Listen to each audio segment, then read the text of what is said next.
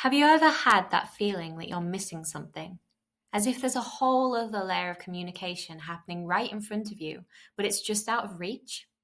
That's exactly what we're going to explore here.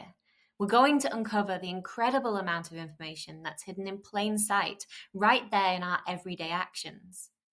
It all starts with this one simple idea that's actually pretty profound: the difference between looking and seeing.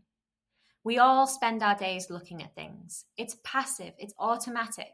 But seeing, that's a whole different ballgame. Seeing is active, it's intentional, it's about observing with a purpose, with a framework, so you can actually understand the meaning behind what you're witnessing.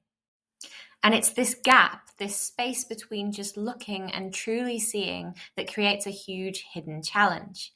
It's a common blind spot that can even affect highly trained professionals. Think about it. Therapists, they're brilliant. They are trained in all the standardized formal assessments. They know the books. They know the protocols inside out and out. But there's often this big disconnect when it comes to reading the subtle real-time stuff, the behaviors happening right there in the room. And that can really shake your confidence in what your own eyes are telling you. It's that nagging feeling that something is missing. That little voice in your head second-guessing everything. Did I see that right? Am I connecting that behavior to the right thing? It's such a common struggle. But what if there was a way to quiet that voice, to close the gap between looking and seeing? So how do we close that gap? Well, it all begins with changing the way that we see. It's about shifting from just passively looking to actively, intentionally observing. And the key to this, the tool that makes it all possible, is something called the sensory integration informed lens. Now, don't let the name scare you. Just think of it like putting on a new pair of glasses. Suddenly, everything that was blurry becomes clear. It's a framework that helps you make sense of everything you're seeing. It's the very thing that bridges that gap we were talking about. And this isn't just some theory somebody cooked up.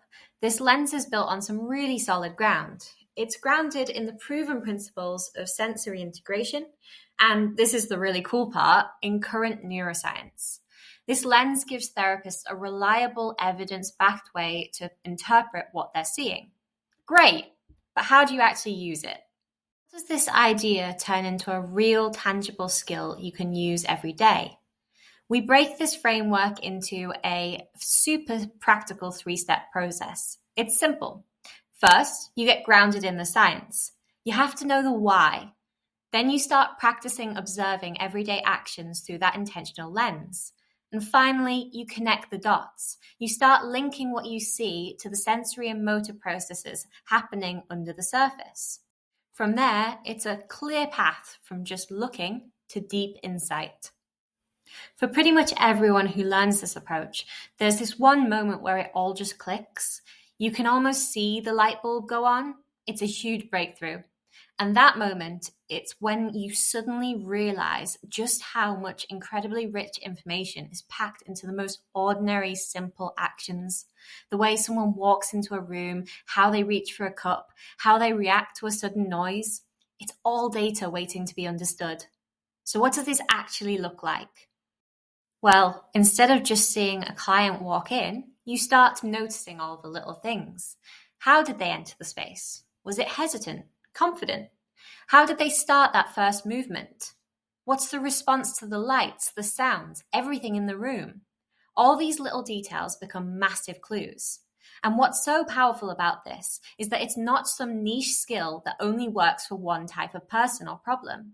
This way of seeing, you can apply it across the entire lifespan, from tiny little kids all the way up to older adults. The applications are just endless. It doesn't matter if you're working in a person's home, in a school, on a hospital ward, in a clinic, or even in a mental health setting. The principles are universal. You learn how to tune your observation skills to whatever context you're in. So what's the big payoff? What happens when you really learn to see the world this way? Well, the impact is nothing short of transformative. It brings clarity, it builds confidence, and it elevates the level of care. Once people learn this skill, they say, wow, I'll never look at movement the same way again. That's the reaction people have when this hidden world suddenly opens up to them. It's not just a new skill, it's a permanent shift in how you see everything. Your professionalism changes and you follow a journey. You start out over here in this place of uncertainty, of second guessing yourself. But after you learn to use this lens, you end up over here in a place of absolute clarity and rock solid confidence. Your clinical reasoning just becomes so much stronger and more effective. And at the end of the day, this all leads to the one thing that matters most. When a therapist has that kind of clarity and confidence, they can build intervention plans that are way more personalized and much more effective.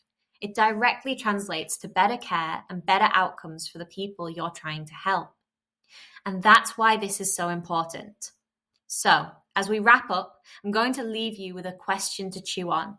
If all this rich information is hiding in our smallest movements, what is your body communicating right now without you even realizing? Makes you think, doesn't it?